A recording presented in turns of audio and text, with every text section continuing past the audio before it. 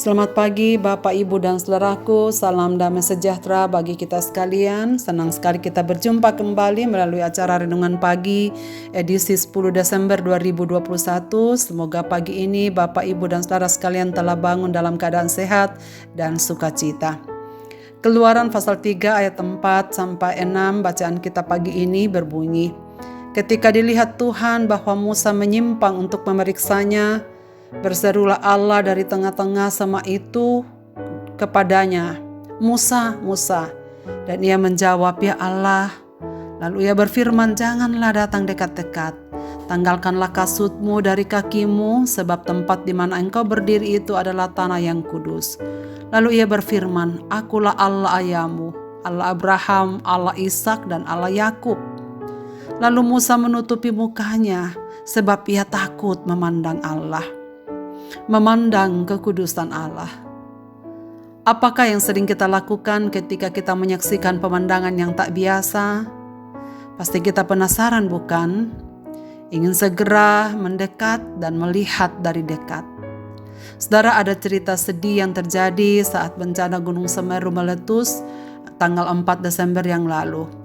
Melalui tayangan salah satu stasiun TV, saya mendengar seorang relawan yang selamat dari bencana itu menceritakan bahwa sebagian warga yang tewas adalah mereka yang mendekat ke aliran sungai saat melihat air tiba-tiba deras dan segera berubah warna.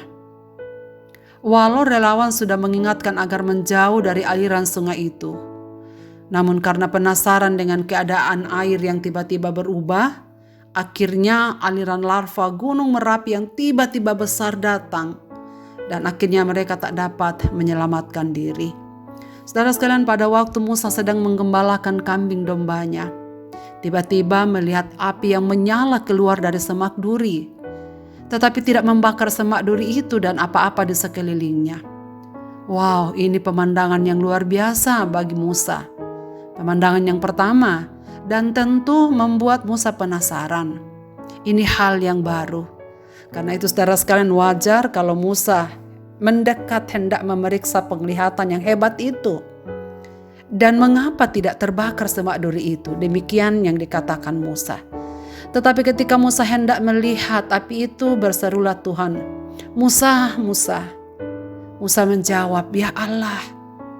Rupanya Musa langsung mengenali bahwa itu adalah suara Allah, sehingga ia menjawab, 'Ya Allah.' Saudara, Musa memiliki kepekaan rohani yang luar biasa. Samuel juga pernah mendengar Tuhan berbicara kepadanya dan memanggil namanya, 'Samuel, Samuel.' Tapi sampai 4 kali Samuel tak mengenali suara itu. Hanya setelah Nabi Eli mengatakan, 'Jawablah ya Tuhan.' Lalu kemudian Samuel menjawab dengan nama Tuhan. Saudara sekalian, kepekaan rohani yang menuntun Musa untuk siap mendengar perintah dari Tuhan. Itulah sebabnya Allah memberikan perintah, 'Tanggalkan kasutmu, sebab tanah tempat engkau berdiri ini adalah kudus.' Saudara, membuka sendal atau kasut pada zaman itu merupakan sebuah adat kuno terkait tempat-tempat suci untuk menghargai tempat yang sakral. Walau tempat sebenarnya tidak menjadi kudus karena kasut, tetapi karena kehadiran Allah di tempat itu. Mengapa Allah meminta Musa meninggalkan kasutnya? Sebab Allah hendak memperkenalkan dirinya sebagai Allah yang kudus. Ini adalah pernyataan awal kepada Musa, yakni kekudusannya. Musa dibawa ke hadirat Allah agar mengerti isi hatinya, bahwa ia adalah Allah yang setia memelihara perjanjiannya akan memberkati umat miliknya. Sebab ia mau setiap orang yang melayani dirinya, melayaninya dalam kekudusan. Kekudusan artinya pemisahan diri dari dosa dan kejahatan, dan pengabdian sepenuhnya kepada kebenaran. Musa selaku hamba Allah harus senantiasa ingat bahwa Allah yang dilayaninya adalah Allah yang kudus. Itulah sebabnya respon Allah melihat kekudusan Tuhan. Ia menutupi mukanya, sebab merasa tak layak melihat Tuhan yang kudus. Musa sekarang menyadari dirinya tak layak di hadapan Allah. Karena itu ia takut memandang muka Allah. Musa mengakui ketidaklayakannya di hadapan Allah. Saudara sekalian, ini berarti bahwa respon orang yang memandang kekudusan Tuhan adalah melihat dirinya sebagai orang yang cemar dan dengan tulus, dan sesungguhnya tak layak di hadapan Tuhan. Tanda orang yang telah mengalami perjumpaan pribadi dengan Allah selalu direspon dengan perasaan tak layak. Yesaya mengatakan, celakalah aku karena aku najis bibir dan aku tinggal di tengah bangsa yang najis bibir. Petrus berkata sambil bersimpu di kaki Tuhan Yesus, pergilah daripadaku karena aku orang berdosa. Saudara-saudaraku, bagaimanakah kita memandang diri kita di hadapan Allah? Layakkah kita ada di hadapan Allah yang kudus? Bayangkan sekarang ada di hadapan Tuhan, saudaraku. Kalau boleh kita jujur, kita tak lebih baik dari Musa, kita tak lebih baik dari Yesaya, dan kita tidak lebih baik dari Petrus. Apakah kita sadar? Pernahkah kita dengan jujur mengaku, saya tak layak di hadapan-Mu karena dosa dan pelanggaranku? Sadarkah kita bahwa Ia mau kita layani dalam kekudusan dan hidup di hadapannya dalam kekudusan?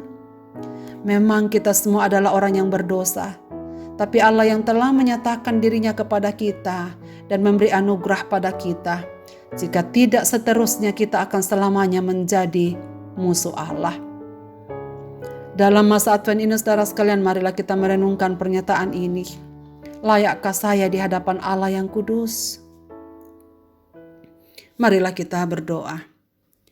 Kami tertunduk di hadapan-Mu pada pagi ini dalam rasa syukur dan hormat, sebab anugerah-Mu yang telah melayakkan kami ada di hadapan-Mu pagi ini. Dalam kerapuhan dan kelemahan kami ya Tuhan, kami berseru, ampuni dan kuduskanlah kami selalu, agar kami layak hidup di hadapan-Mu dan melayani Engkau. Semua yang mendengarkan renungan pagi ini, berkati dan kuduskan hidup mereka agar tuntunan dan pemeliharaan-Mu dialami sepanjang hari ini. Yang sakit Tuhan sembuhkan, korban bencana meletusnya Gunung Semeru Tuhan pulihkan, hiburkan saudara-saudara kami yang berduka. Ke dalam tangan-Mu Bapa kami serahkan hidup kami sepanjang hari ini dan selanjutnya.